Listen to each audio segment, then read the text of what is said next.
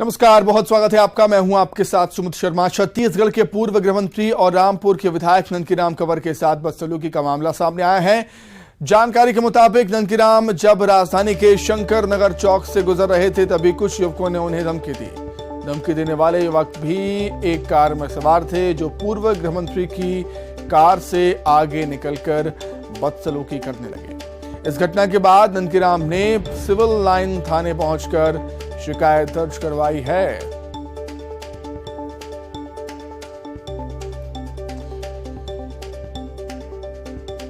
तो बड़ी खबर आपको बता रहे हैं, जहां पर छत्तीसगढ़ के पूर्व गृह मंत्री ननकीराम कंवर के साथ बदसलूकी का केस सामने आया। राइट साइड से और हम लोग इससे क्रॉस कर खड़ी कर दी गाड़ी, भीड़ थी, वो दादागिरी करना शुरू कर दिया। जी, आप थाने आए हैं इसको लेकर? उसके बाद में क्या बोलते हैं, हमने यहाँ के अधिकारियों को बताया। अब क्या कर रहे हैं देखो, रिपोर्ट हो चुका है मतलब। अच्छा, तो जब विधायक के साथ, जब हमारी गाड़ी में लिखा हुआ है विधायक ऐसा कर सकता है तो सामान्य व्यक्ति के लिए क्या कर सकते।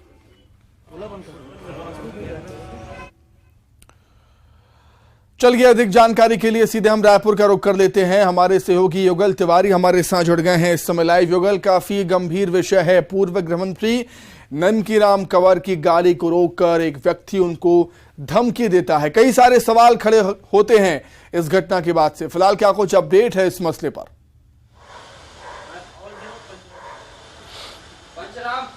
देखिए सुमित, बड़ा ही बिल्कुल कहा जा सकता है कि इस तरह के जो मामले हैं उसे माफी योग्य नहीं कहा जा सकता। वरिष्ठ भाजपा नेता हैं, पूर्व गृह मंत्री हैं और खुद जब वो गाड़ी से आ रहे थे और विधायक भी हैं, तो ऐसे में एक जो गाड़ी है, कार है, उसे ओवरटेक करता है और उनसे बदसलूकी की जाती है। आहत होकर के जो पूर्व गृह मंत्री ननकीराम कंवर हैं वो रायपुर के सिविल लाइन थाने पहुंचे थे। वहां पुलिस के अधिकारियों से बातचीत भी हुई। उन्होंने कुछ जो वीडियो थे जिस तरह से बदसलूकी की जा रही थी, धमकी दी जा रही थी, तो उसका वीडियो भी उनके जो सुरक्षा गार्ड है उन्होंने बनाया था, उसे पुलिस को दिखाया भी गया है और अपनी शिकायत है वो लेकर के सिविल लाइन थाने पहुंचे थे ननकीराम कंवर। अब उसके बाद पुलिस ने जांच शुरू कर दिया है। जिस क्रेटा गाड़ी पर वो सवार थे युवक, तो ये साफ जाहिर है कि गाड़ी को ओवरटेक करने के बाद उन्हें रोका गया है और इस तरह से उनसे बदसलूकी की गई थी और वो साफ कह रहे थे कि जब विधायक के साथ ऐसा हो रहा है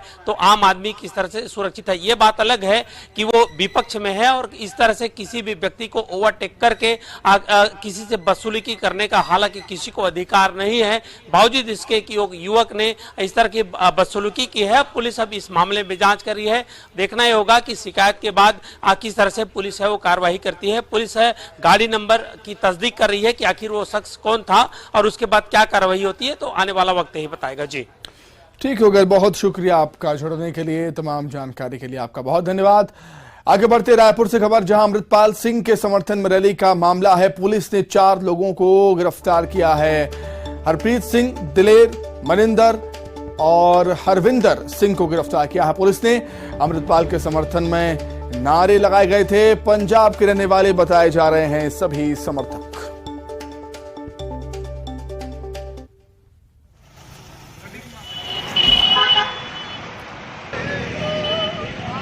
अमृतपाल सिंह के समर्थन में रैली का ये मामला, पुलिस ने 4 लोगों को हिरासत में लिया गया, जिनके नाम हरप्रीत सिंह, दिलेर, मनिंदर और हरविंदर। कोई कनेक्शन नहीं मिला है और पूछताछ में इन लोगों ने अपनी गलती भी स्वीकार की कि हाँ, हम लोगों को ऐसा कृत्य नहीं करना था।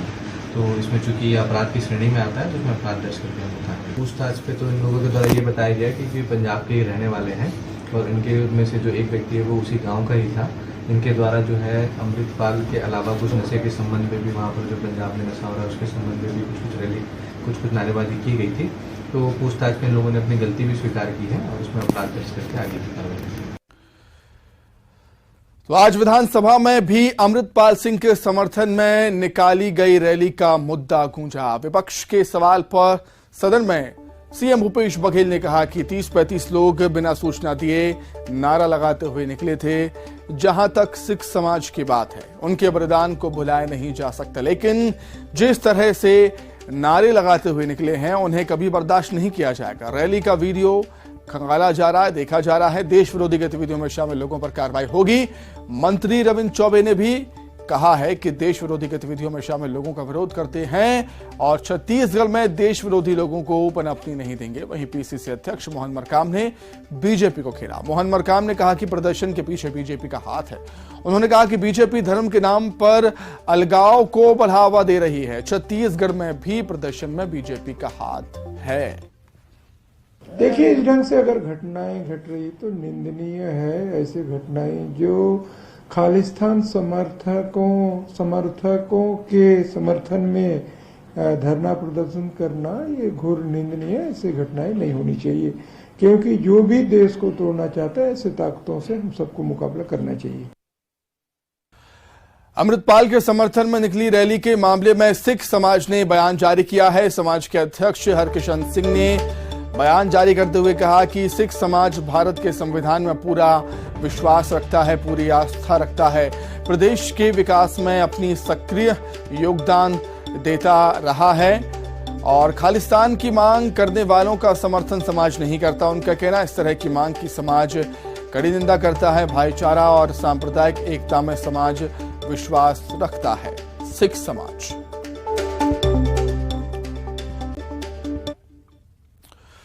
तो करीब 4 साल पहले मोदी सरनेम पर विवादित टिप्पणी को लेकर सूरत की एक अदालत ने आज राहुल गांधी को दोषी ठहराया। 2019 में राहुल गांधी के खिलाफ मानहानि का मामला दर्ज हुआ था। हालांकि कोर्ट ने राहुल गांधी को फौरन जमानत भी दे दी। ऊपरी अदालत में अपील करने के लिए कोर्ट ने 30 दिन का वक्त दिया है राहुल गांधी को। उधर राहुल की सजा पर छत्तीसगढ़ में सियासत गर्मा गई है। सीएम भूपेश बघेल ने बीजेपी को घेरा और सीएम ने कहा कि आज राजनीतिक शुचिता खत्म हो चुकी है। उन्होंने कहा कि खुद बीजेपी के नेताओं ने राहुल गांधी, सोनिया गांधी के बारे में क्या क्या नहीं कहा। वहीं पूर्व सीएम रमन सिंह ने पलटवार किया। उन्होंने कहा कि प्रधानमंत्री का पद देश की गरिमा बढ़ाने वाला पद है और इस पर कोई टिप्पणी करेगा तो मानहानि का केस चलेगा ही। उन्होंने कहा कि सूरत कोर्ट का फैसला सबक सिखाने वाला, यह फैसला नजीर बनेगा। जो न्यायालय का जो फैसला है वो सबके सामने है और इसमें जमानत भी ले ली गई है और आगे इसको लड़ाई लड़ी जाएगी। लेकिन आज जो राजनीति है, जिसमें राजनीतिक शुचिता खत्म हो गई है, जिस प्रकार से भारतीय जनता पार्टी के लोग अभी राहुल जी को मीर जाफर तक उन्होंने कहा,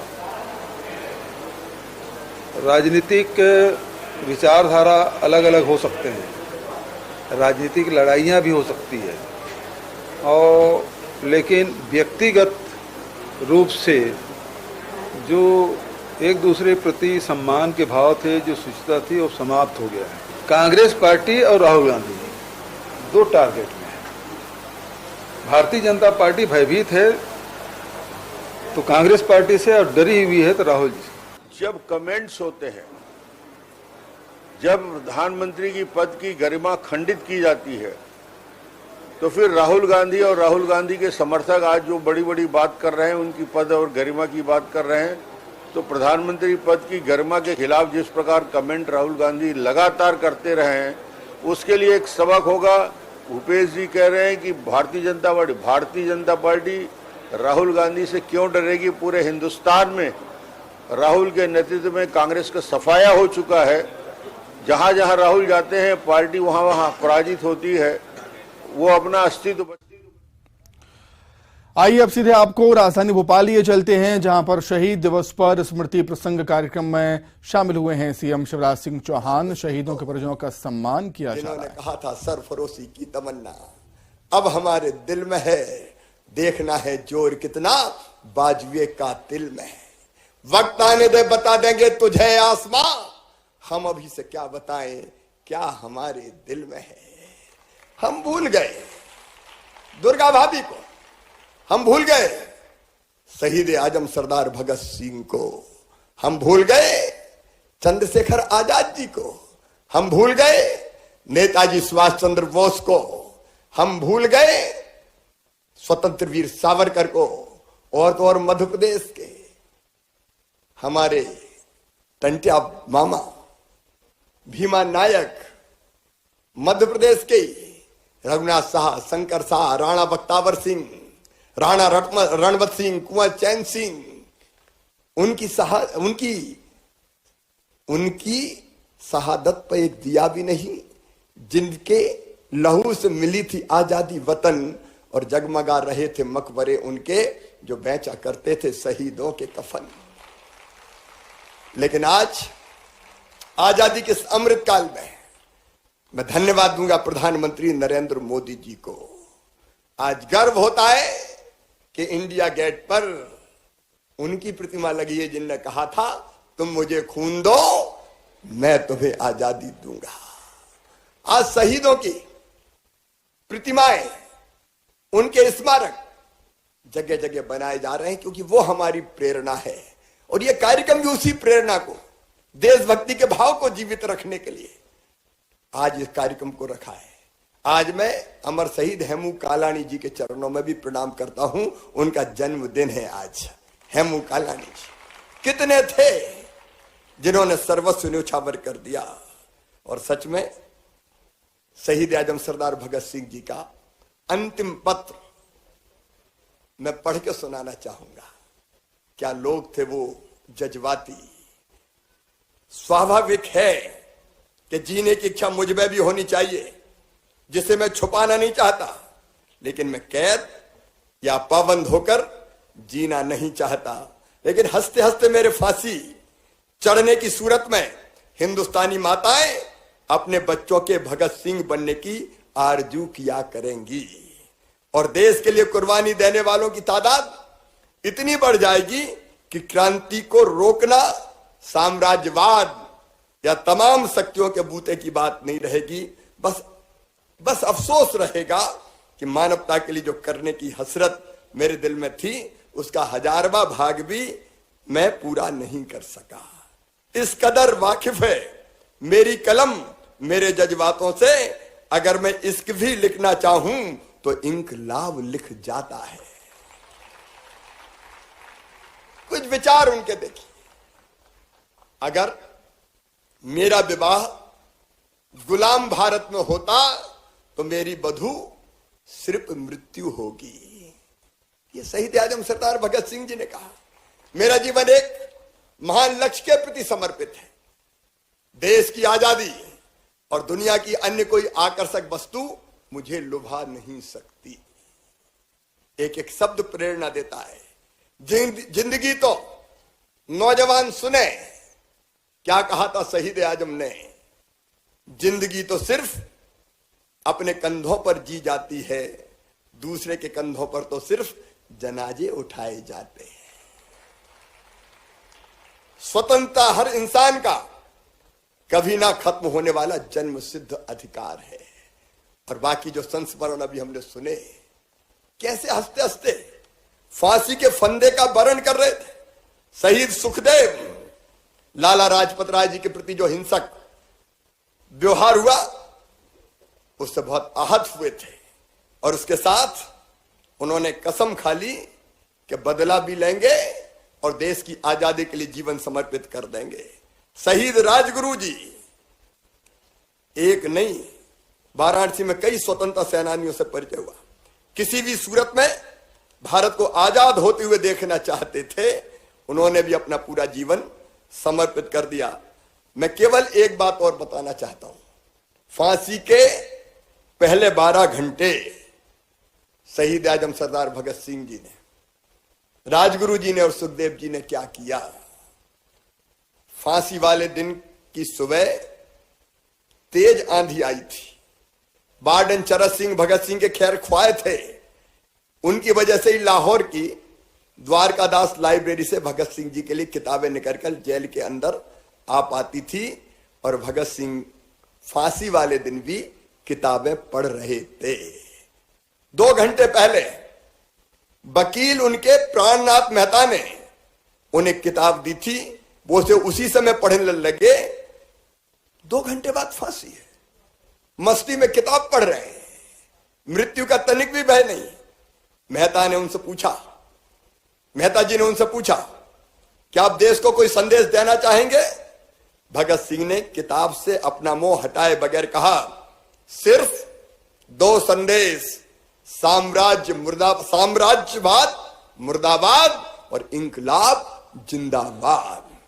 ये संदेश था शहीद आजम सरदार भगत सिंह। आप कल्पना कीजिए दिल में क्या जज्बा होगा, कैसी जिद होगी, कैसा जुनून होगा। और जब फांसी के लिए तीनों को ले जाया जाने लगा तो पूरे जेल में सन्नाटा था।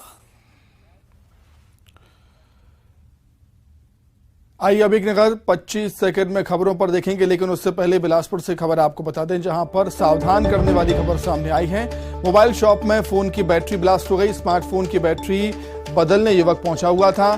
काउंटर पर पहुंचते ही मोबाइल ब्लास्ट हो गया। बाल बचे ग्राहक और दुकानदार। चकरभाटा थाना क्षेत्र का मामला बताया जा रहा है। बैटरी ब्लास्ट का वीडियो भी सामने आया है। तो ये वीडियो आपको सावधान और सतर्क भी करता है। बिलासपुर से ये वीडियो सामने आया है, जहां पर मोबाइल शॉप में फोन की बैटरी में ब्लास्ट हो गया। स्मार्टफोन की बैटरी बदलवाने के लिए युवक पहुंचा हुआ था शॉप पर। काउंटर पर पहुंचते ही मोबाइल ब्लास्ट हो गया है। ये देखिए आप तस्वीरें, किस तरीके से आग निकली और ये ब्लास्ट होता हुआ मोबाइल आपको नजर आ रहा होगा। बैटरी बदलवाने के लिए युवक पहुंचा हुआ था मोबाइल शॉप पर। अचानक से मोबाइल ब्लास्ट हो जाता है। हालांकि कोई हताहत नहीं हुआ है, इसमें मामूली चोटें आई। आइए अब एक नजर 25 सेकंड में खबरों पर। कांकेर और बिहान से जुड़ी महिलाओं की हड़ताल के चलते कामकाज प्रभावित। बिलासपुर में सोने की अफरा तफरी करने वाला गिरफ्तार। आरोपी कब्जे से 13 लाख रुपए का सोना बरामद। रायगढ़ पुलिस को अज्ञात शव मामले में बड़ी सफलता। 5 आरोपियों को किया गया गिरफ्तार। जगदलपुर में महिला स्वच्छता कर्मचारियों ने खुला मोर्चा। नगर निगम प्रशासन के खिलाफ हल्ला बोल। सीआरपीएफ की महिला डेयरडेविल्स की टीम ने बस्तर संभाग में किया प्रवेश। दिल्ली से जगदलपुर तक करेंगे यात्रा।